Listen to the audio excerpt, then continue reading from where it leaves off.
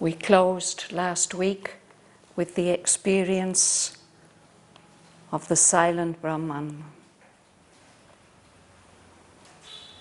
the one by whom all live, who lives by none. A silent cause, occult, impenetrable, infinite, eternal, unthinkable, alone.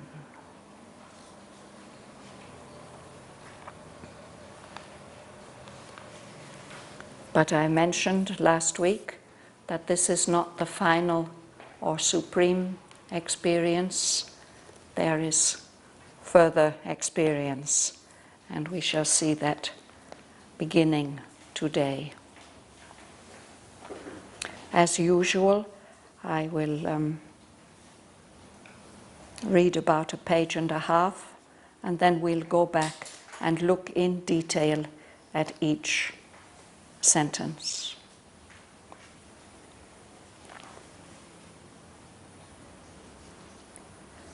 A stillness, absolute, incommunicable, meets the sheer self-discovery of the soul.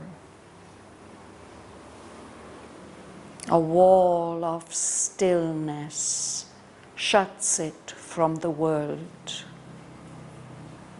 A gulf of stillness swallows up the sense and makes unreal all that mind has known, all that the laboring senses still would weave, prolonging an imaged unreality. Self's vast spiritual silence occupies space. Only the inconceivable is left, only the nameless, without space and time. Abolished is the burdening need of life. Thought falls from us. We cease from joy and grief. The ego is dead. We are freed from being and care. We have done with birth and death and work and fate.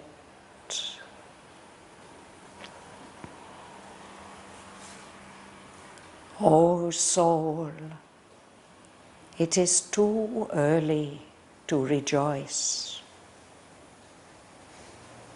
Thou hast reached the boundless silence of the self. Thou hast leaped into a glad divine abyss. But where hast thou thrown self's mission and self's power? On what dead bank on the eternal's road? One was within thee who was self and world. What hast thou done for his purpose in the stars? Escape brings not the victory and the crown. Something thou camest to do from the unknown, but nothing is finished, and the world goes on, because only half God's cosmic work is done. Only the everlasting No has neared and stared into thy eyes and killed thy heart. But where is the lover's everlasting yes, and immortality in the secret heart, the voice that chants to the Creator fire, the symbol Om, the great assenting word, the bridge between the rapture and the calm, the passion and the beauty of the bride, the chamber where the glorious enemies kiss, the smile that saves, the golden peak of things. This too is truth at the mystic fount of life. A black veil has been lifted. We have seen the mighty shadow of the omniscient Lord. But who has lifted up the veil of light, and who has seen the body of the King? The mystery of God's birth and acts remains, leaving unbroken the last chapter's seal, unsolved the riddle of the unfinished play. The cosmic player laughs within his mask, and still the last inviolate secret hides behind the human glory of a form, behind the gold eidolon of a name.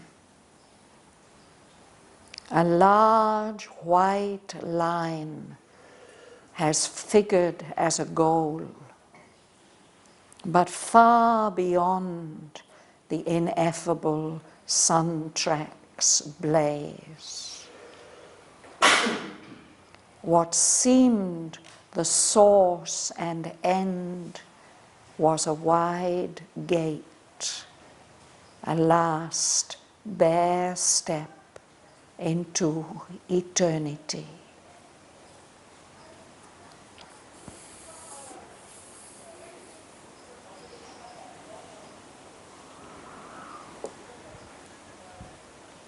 I think we're reading this way, no? That Nargis, you'll start. A stillness absolute, incommunicable, meets the sheer self-discovery of the soul. A wall of stillness shuts it from the world.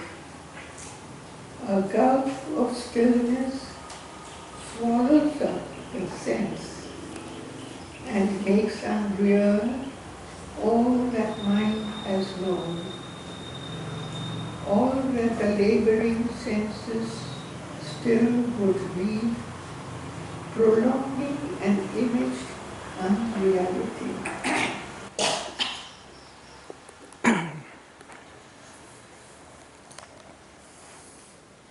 So this is another evocation of the experience that King Asvapati had, that we read about in the last session. It's an experience of an absolute stillness. No movement, nothing that the mind can grasp. It's incommunicable. Sri Aurobindo tries to give us, to communicate to us some sense of that experience, but until we have it, it's incommunicable. It can't be communicated. This is the experience that meets the sheer self-discovery of the soul, when the soul discovers its origin. Sheer means there's nothing else. There's only the soul discovering its own pure existence. So it experiences as if there's a wall of stillness, of silence, separating itself, separating the soul from the world around. It's as if a deep sea of stillness swallows up all the sense experiences, the experience of touch and sound and hearing. It's as if the soul is surrounded by this deep silence. And that stillness gives the soul, the consciousness, the feeling that everything that it has known, everything that the mind has been aware of, everything that the senses would like to go on experiencing, that all that is unreal. Those who have had this experience, they feel that everything is an illusion.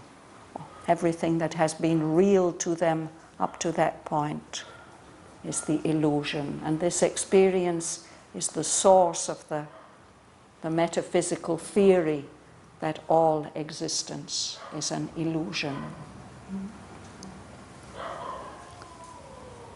Everything is unreal, everything that the mind has known. Actually, we only know things through our mind. We feel things with our senses, but it's the mind that tells us that what this is, gives us an image of the world outside. And these senses, they are working all the time. They still, he says, they would weave, they would like to go on weaving this picture of the world. They would like it to continue, they would like to prolong it, to make it continue. But it's just an imaged unreality, something unreal, a picture. Sri Aurobindo says that when he had this experience, everything around him in the city seemed as if just flickering images on a screen, as if in a cinema. Back in those days, what the cinema was like in 1908.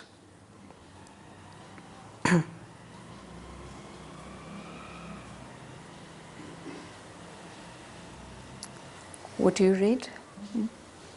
Self-caused spiritual silence occupies space.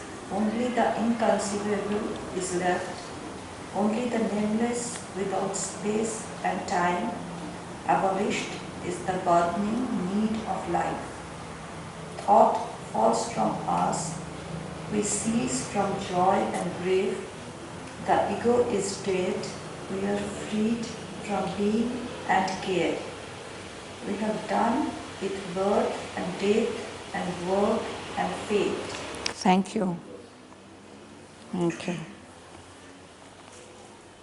So this vast spiritual silence of pure self, just the sense of existence without anything added to it, no quality, just a vast spiritual silence occupies the whole of space. Nothing else is left, only the inconceivable, what the mind cannot conceive, can't get any idea of. We conceive an idea or an image, but there's something which is inconceivable, which the mind cannot grasp. Only that is left, the sense of a bare reality which can't be grasped or understood.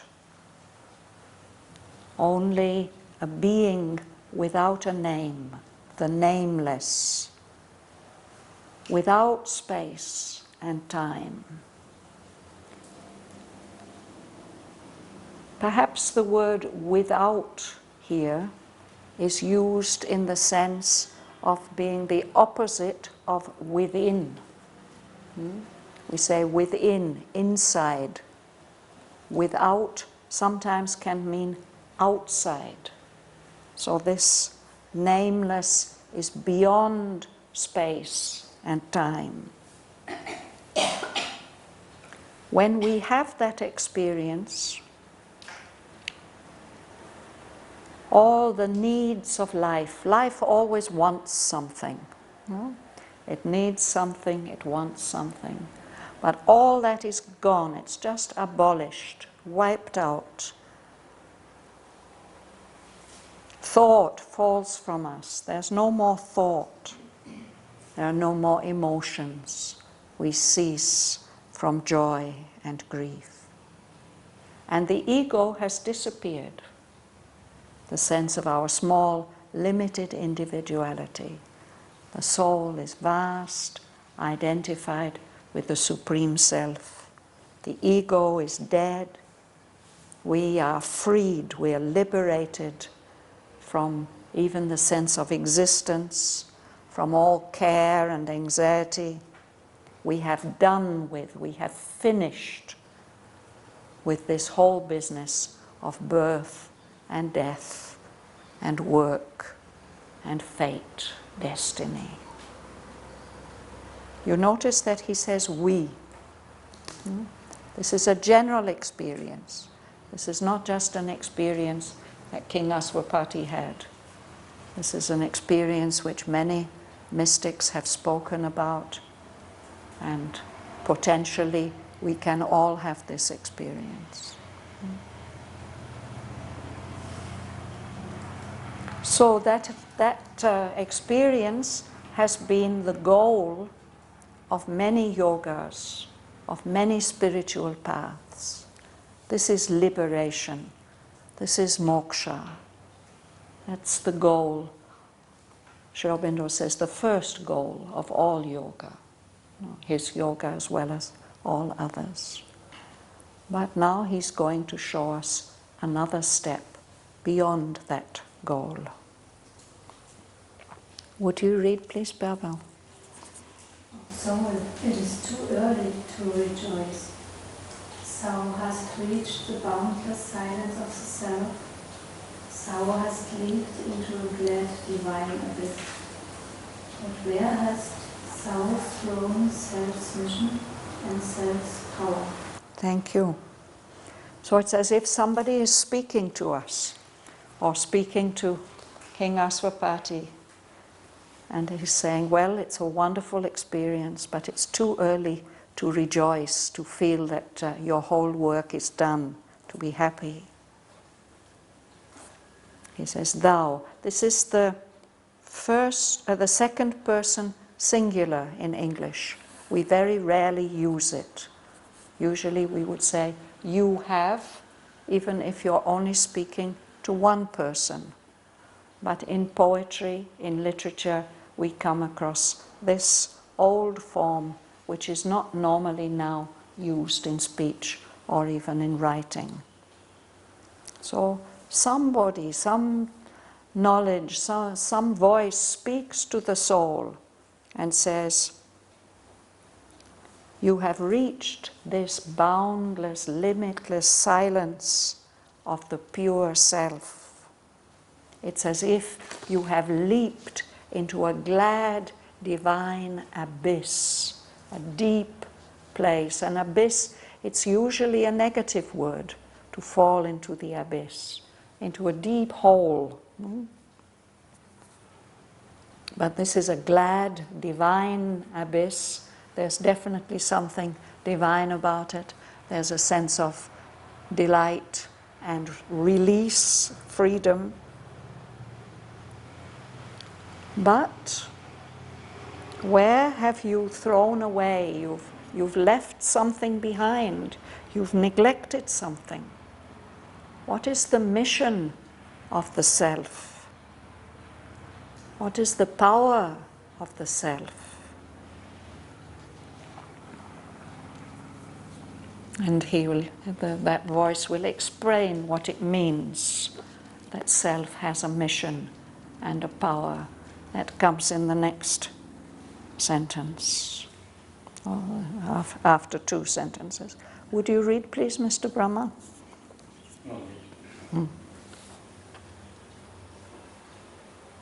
On what dead bank on the eternal's road, one was within thee, who was self and world.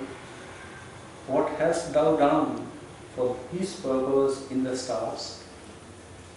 Escape brings not the victory and the crown, something thou camest to do from the unknown, but nothing is finished and the world goes on, because only half God's cosmic work is done.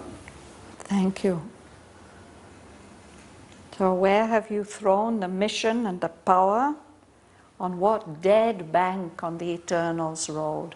Some on the way, on the journey of the eternal.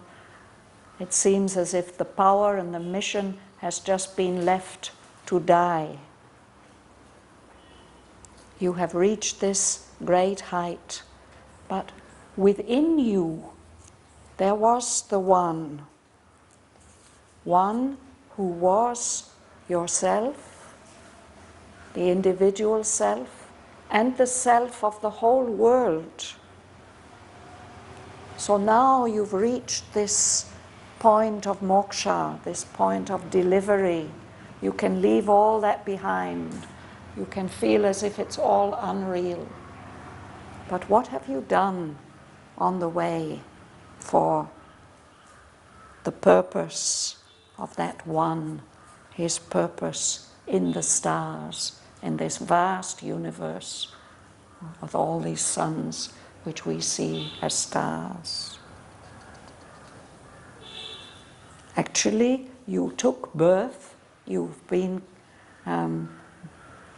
incarnated in the world of matter with a purpose. You came to do something. Your soul accepted to be individualized. It was there in the unknown. It came, it took on a name, a form. For a reason, you came to do something. But nothing is finished. And the world's just going on the way it's always been, because you have only done half of God's work in the universe. This release, this finding of the soul is a very, very important step, but it's still only half of God's work in the universe, in the cosmos. Prasanna. Only the everlasting Lord has heard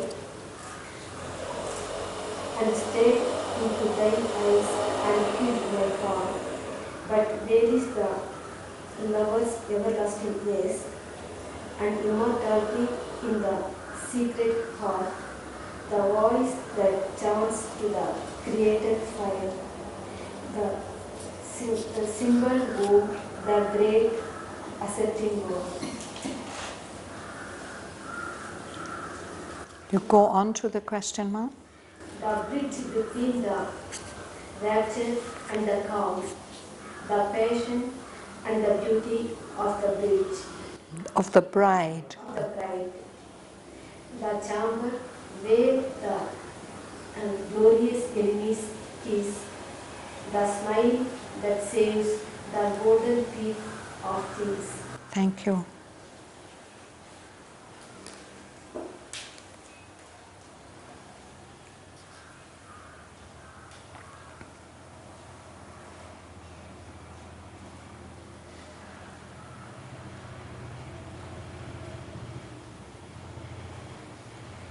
These are very profoundly poetic, symbolic, suggestive lines, which it's difficult to put into any other words.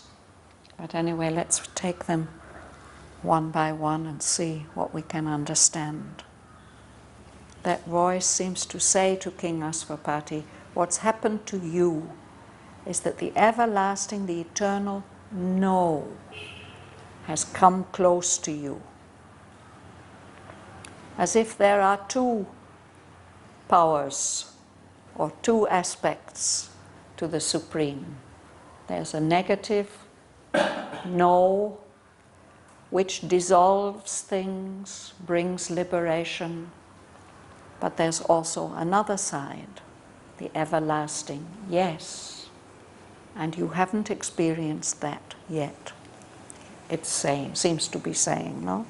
That everlasting No has come close to you, it's stared into your eyes, and that look of the everlasting No has as if killed all the emotions of the heart.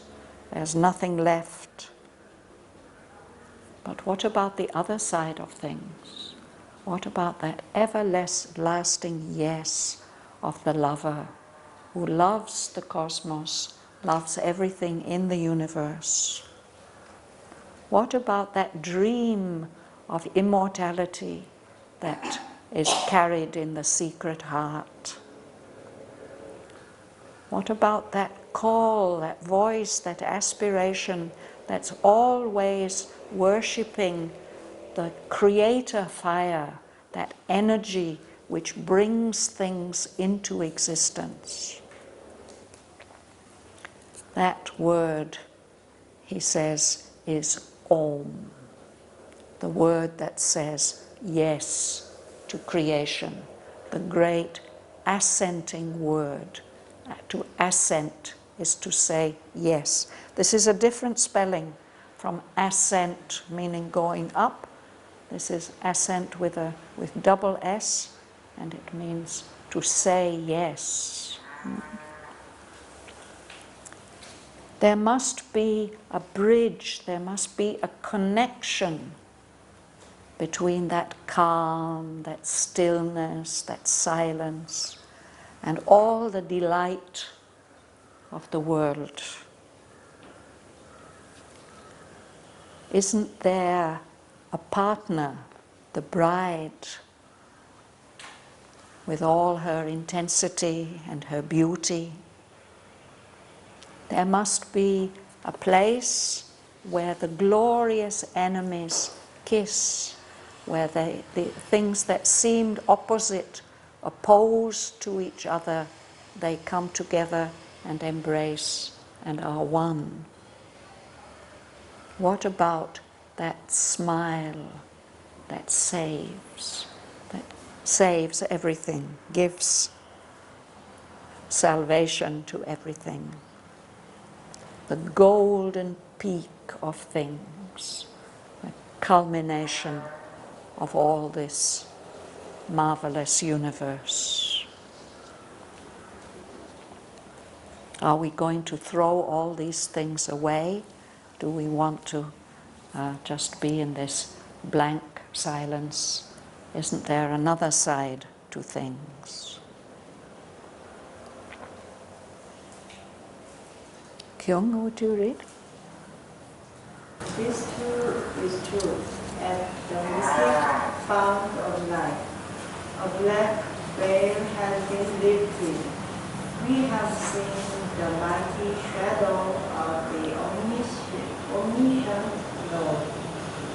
But who has lifted up the veil of life? And who has seen the body of the King? Thank you.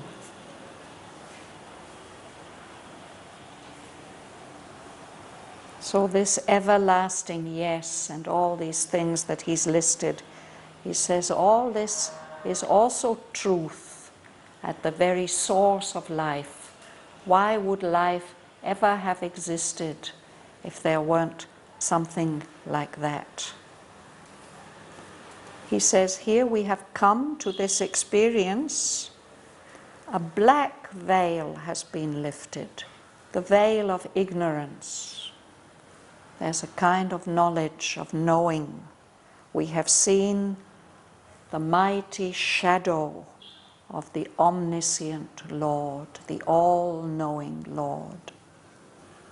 In the yogic terminology, this says we have achieved the knowledge with a capital K. No? But there's another veil, the veil of light. The Upanishad tells us that if we follow after the knowledge alone, we're in an even greater darkness. So there's another veil to be lifted, the veil that shows us the body of the King, the veil of light. He's as if veiled in his own glory. Can we penetrate it, and can we become aware of the presence of the divine in everything, containing everything, as everything? Who has seen the body of the King? This whole universe is his body, but not until we see it like that. Would you like to read? The mystery of God's birth and acts remains even unbroken. The last chapter 6 unsolved the riddle of the unfinished plate. The cosmic player loves within his mask, and still the last inviolate secret hides behind the human glory of a form, behind the gold adorn of a name. Thank you.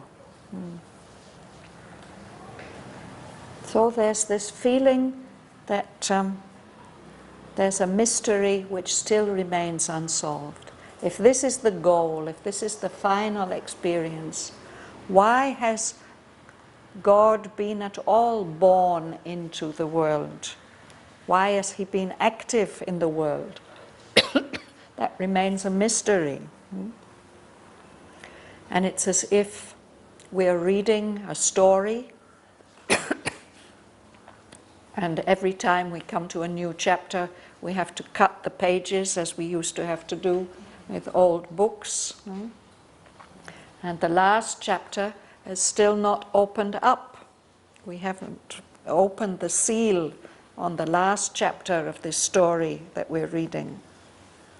Or it's like a play, very, very complicated play, and we don't know how it's going to work, a drama, we don't know how it's going to work out until the very last act, until the very last minute.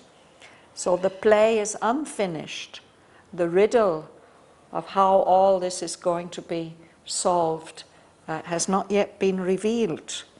And it's as if the actor, the one who is the actor, who's the actor and the play, he's playing out this drama and he's laughing at us. He's still there, hidden. The last inviolate secret, inviolate, that hasn't been touched, that hasn't been broken or revealed in any way. It's still hiding. It's hiding, he says, behind a form, the human glory of a form, and the gold eidolon of a name. Name and form go together. This word eidolon, it's a Greek word. It's the word from which we get our English word idol. An idol is a form of a deity to which we can give a name. So I'm not sure what Sri Aurobindo means by these last two lines, but there is this human form. We say that the human beings are made in the image of God. Perhaps there's some supreme form like that. There's some name. Each of us may have our own name for that supreme being. For me, the name that comes is, I say, the Lord. behind that there's still a mystery.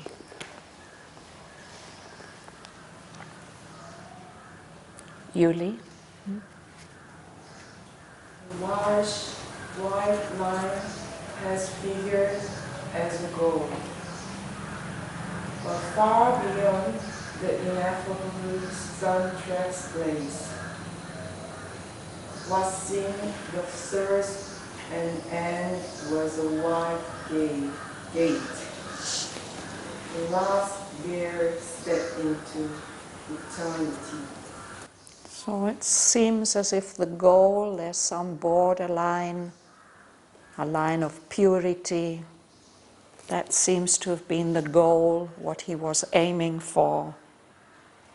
But actually now he feels or he senses that this is actually a gate to something much more, far beyond that white line, the ineffable sun tracks blaze, the sun that represents all the light and energy, creative power of the divine being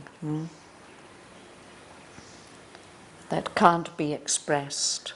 There seem to be tracks of the sun beyond this white line of silence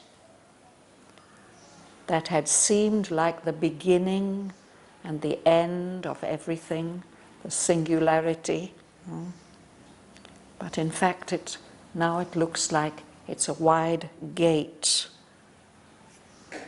Perhaps one can go one step further, a last bare step into eternity, infinity, beyond this manifestation, into another state of being.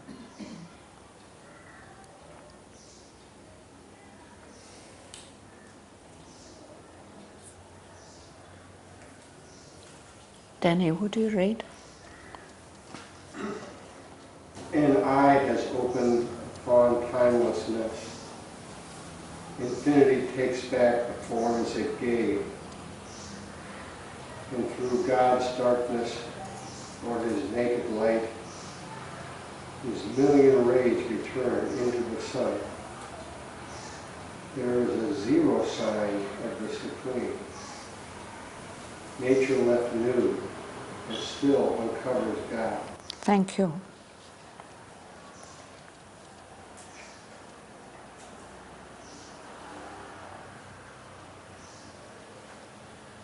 So in that original experience, an eye, a power of vision, has caught a glimpse of the timeless state, and it's as if infinity draws back into itself all the forms that have emerged from it,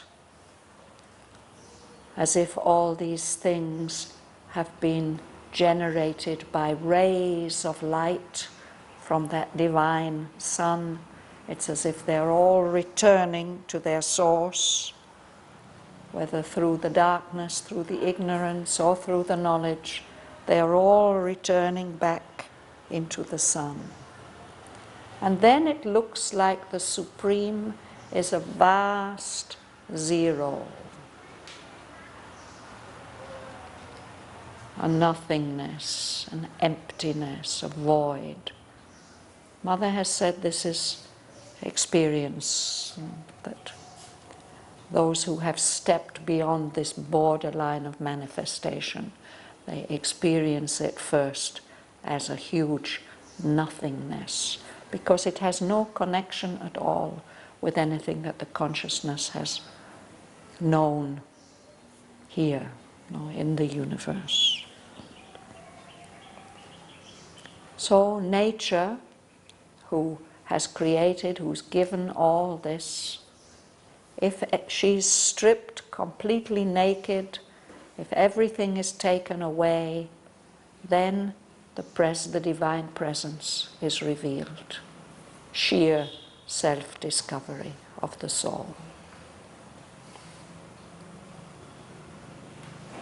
But there's another side to this experience, or the next experience, Joel. But in her grandiose nothingness, all is there. When her strong guards are torn away from us, the soul's ignorance is slain, but not the soul. The zero covers an immortal face. Thank you. So nature left nude and still uncovers God, but then if the nature has become nothing but a magnificent nothingness, still everything is there potentially. And when the strong garbs of nature are torn away from us, garbs are coverings, robes. So if nature is stripped away from us, the soul's ignorance is killed, but not the soul itself. The soul remains. And that apparent zero, that nothingness, is covering a face. There's a being, a presence, something, a being that our soul can recognize and have a relationship with.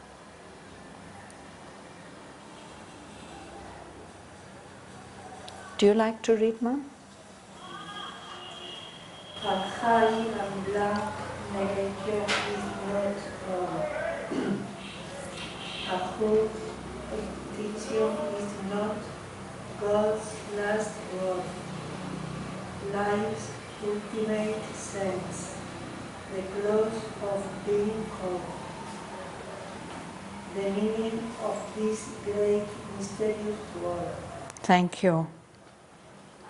So this high and blank negation, this everlasting no, is not everything. A huge extinction, that everything that is a cosmic illusion and it all gets destroyed. Sri Aurobindo says that's not God's last word. That's not the ultimate meaning of life. That's not the close of the course, the road of existence. Very, very often in Savitri, this word sense refers to our sense experiences, the experiences of the senses. But of course the word has another meaning in English. It means significance or meaning. And that's what it means here, that huge extinction is not the ultimate meaning of life.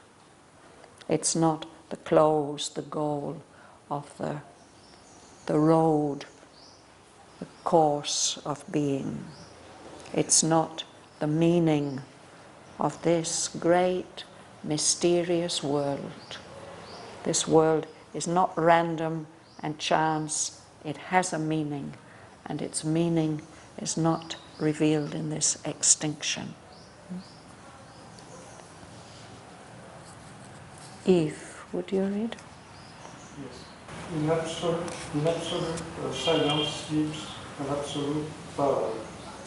The waking, it can wave the trance on sound. And in the rain, it reveals the terrain sun. It can make the world a vessel of spirit's force.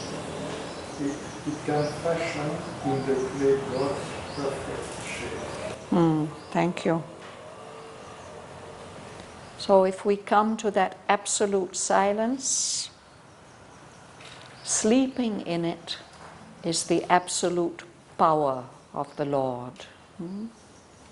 And if that power wakes up, it can wake up the soul that is in this trance of silence and stillness. And it can reveal in the ray, in the individual soul, it can reveal the sun that is its parent, its source. And when that happens, That revelation shows that the world is a vessel, a container of the force of the Spirit.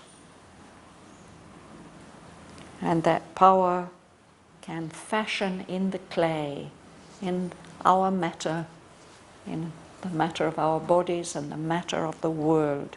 It can shape God's perfect shape. It can divinize matter.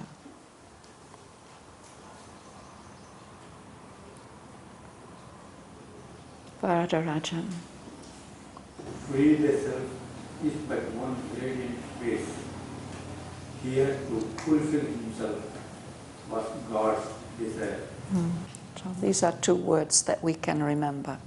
Moksha is necessary to free the self, but it's not the last step. That's one radiant pace. It's a step which is full of light, full of glory in its own way. But there's another step. Here in the universe, to fulfill himself was God's desire, God's intention and wish when he started out on this whole adventure of involution and evolution, this adventure of manifestation, creation.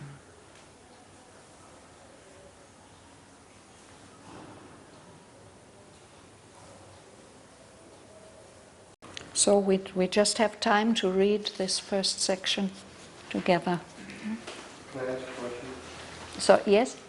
On top of page 311, the word rapture. Yes, the bridge between the rapture and the calm. These seem to be two divine things, no? Ecstasy and calm. So what is the connection between them? Is there a bridge? Here it says there must be a bridge. And he will show us in the next section, the golden bridge that connects the rapture and the calm.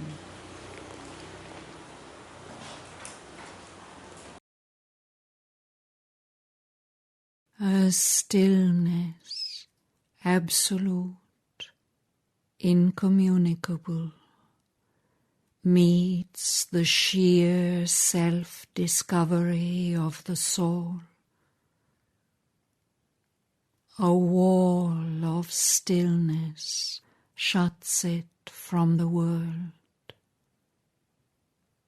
A gulf of stillness swallows up the sense and makes unreal all that mind has known, all that the labouring senses still would weave, prolonging an imaged unreality.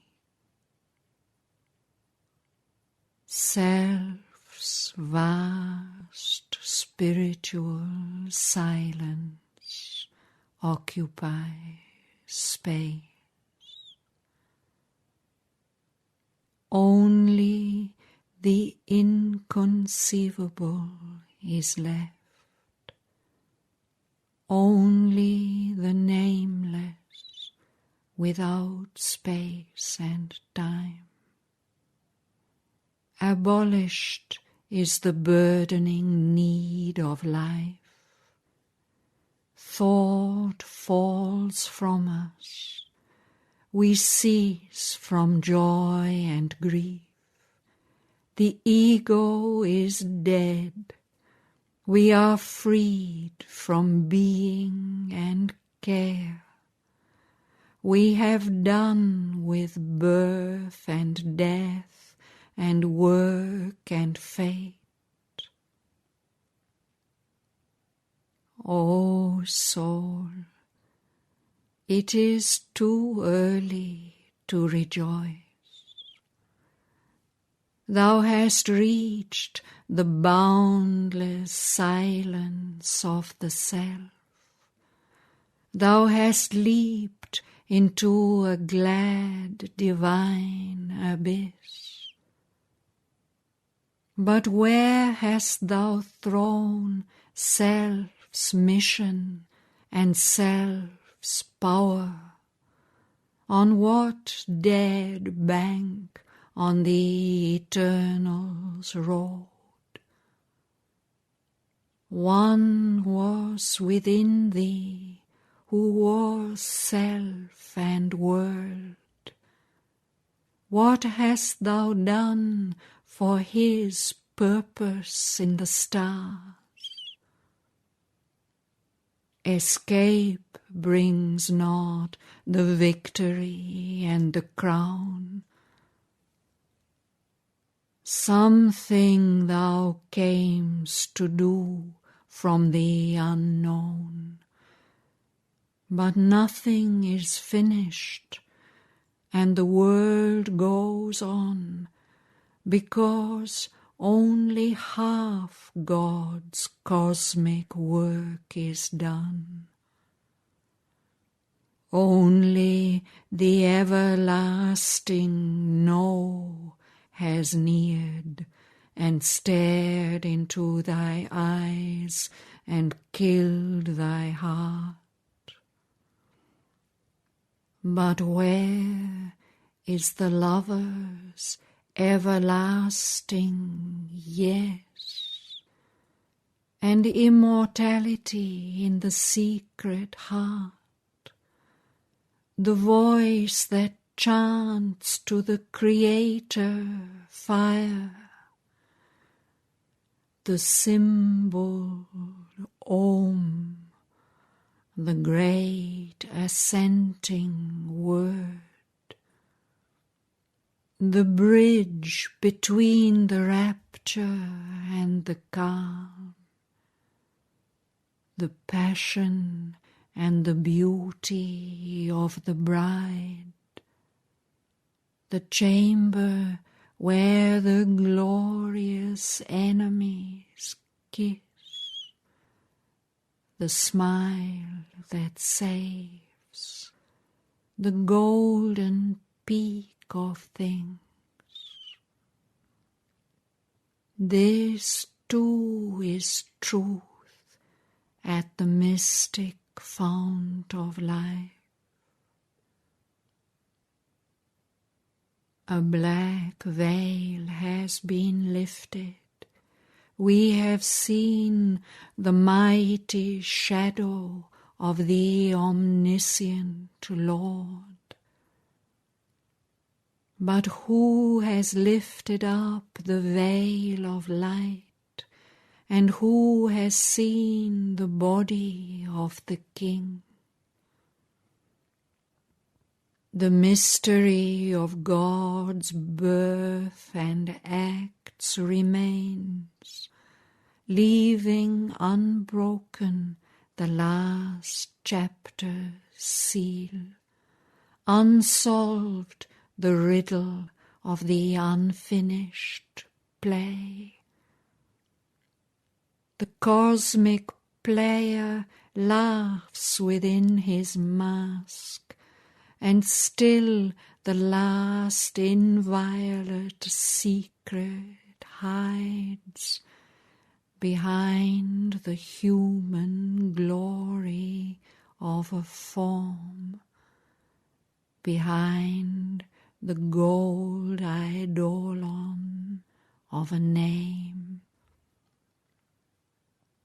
A large white line has figured as a goal, but far beyond the ineffable sun track's blaze, what seemed the source and end was a wide gate, a last bare step into eternity. An eye has opened upon timelessness. Infinity takes back the forms it gave, and through God's darkness, or his naked light, his million rays return into the sun. There is a zero sign of the Supreme. Nature, left nude and still, uncovers God. But in her grandiose nothingness, all is there. When her strong garbs are torn away from us, the soul's ignorance is slain, but not the soul. The zero covers an immortal face. A high and blank negation is not all. A huge extinction is not God's last word, life's ultimate sense, the close of being's course, the meaning of this great mysterious world. In absolute silence sleeps an absolute power. Awaking, it can wake the trance-bound soul, and in the ray reveal the parent sun. It can make the world a vessel of spirit's force.